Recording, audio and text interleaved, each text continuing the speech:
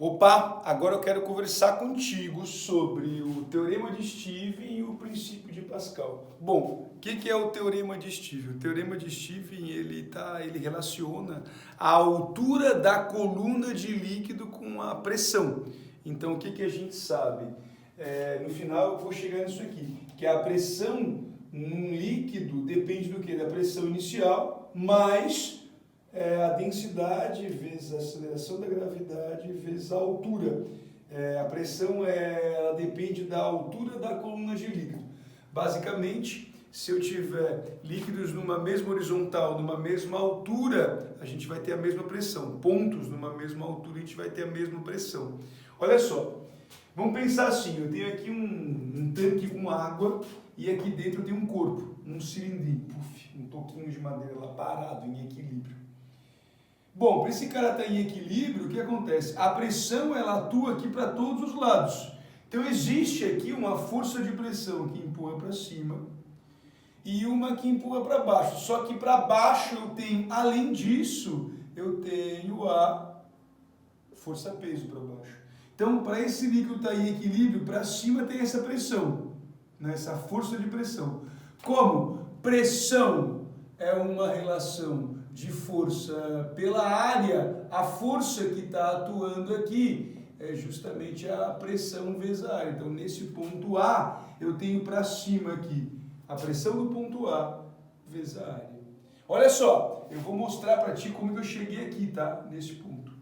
Beleza, agora vamos lá. O que eu tenho para baixo? Para baixo eu tenho peso, tá aqui o peso, mais essa força de pressão para baixo, de novo. Pressão no ponto B vezes a área. Vou mexer nesse peso. A gente sabe que peso é massa vezes a gravidade. Então, massa vezes a gravidade. Eu estou mostrando para ti, estou demonstrando como que eu vou chegar aqui no P igual a P0 mais μGH. A gente brinca às vezes. P igual a P0 mais μ, G e hoje. Haha. Teorema de Stevens. O que eu sei? Que a pressão depende da altura da coluna de líquido. Vamos! Então, ó, pressão vezes a área, peso, pressão B vezes a área. Peso é mg. Vou pegar aqui e vou falar que densidade, estou usando a letra grega μ, é uma relação de massa pelo volume. Cara, densidade, massa específica, nesse caso são iguais, porque a massa específica ela depende do material, a densidade depende do corpo. Então a massa específica também é uma relação de massa pelo volume. Joga para o outro lado, ó, massa específica aqui, ó, densidade vezes o volume vezes a gravidade. Vamos lá, o que é volume de um cilindro? Volume de um cilindro, área da base vezes a altura. Estou trocando. Volume de cilindro, área da base vezes a altura. Nota que eu fiquei com área em todo mundo. Vou cortar as áreas. Tá?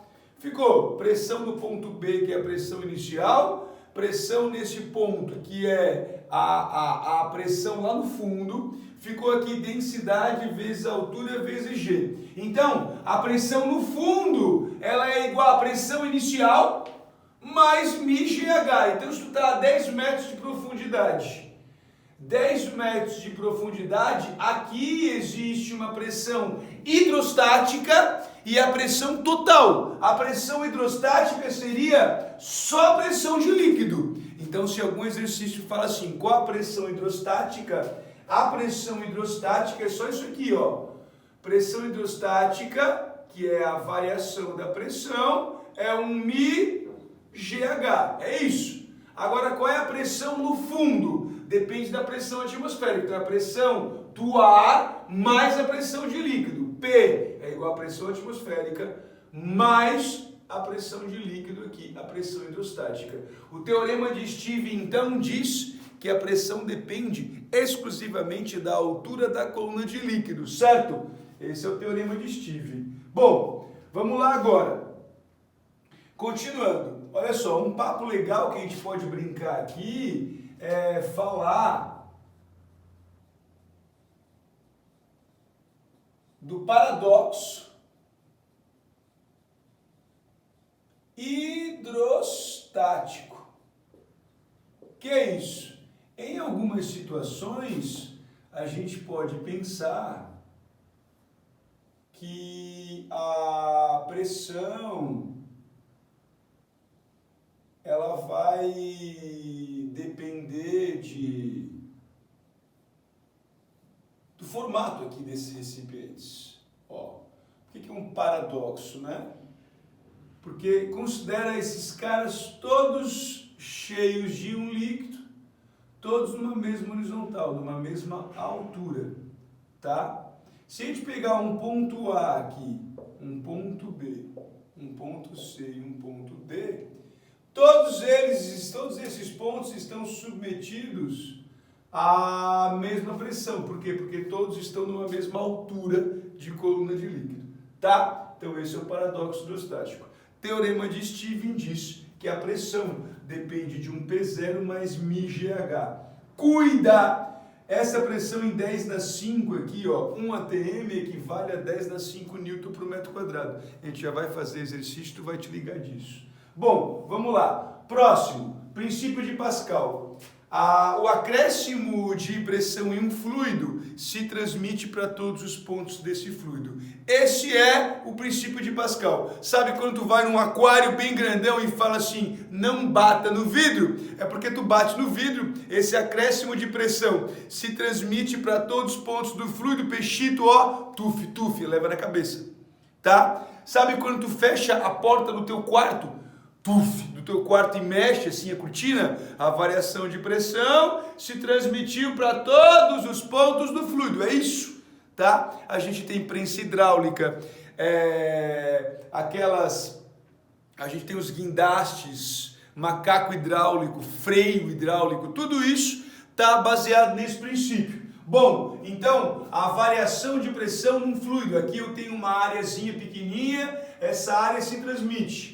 Ela aumenta aqui. Pressão é uma relação de força por área. Então o que acontece? A variação de pressão vai se transmitir aqui. Como muda a área, vai mudar a força. Então olha só, nesse caso, se eu pegar aqui esse êmbolo e empurrar para cá, eu vou fazer uma força 1. Como tem uma área pequena, vai ter uma pressão, uma variação de pressão. Essa variação de pressão vai se transmitir aqui. E eu tive aqui um aumento da área, esse aumento da área vai me dar um aumento de força. Por isso que a gente fala que a prensa hidráulica, que é uma aplicação do princípio de Pascal, é uma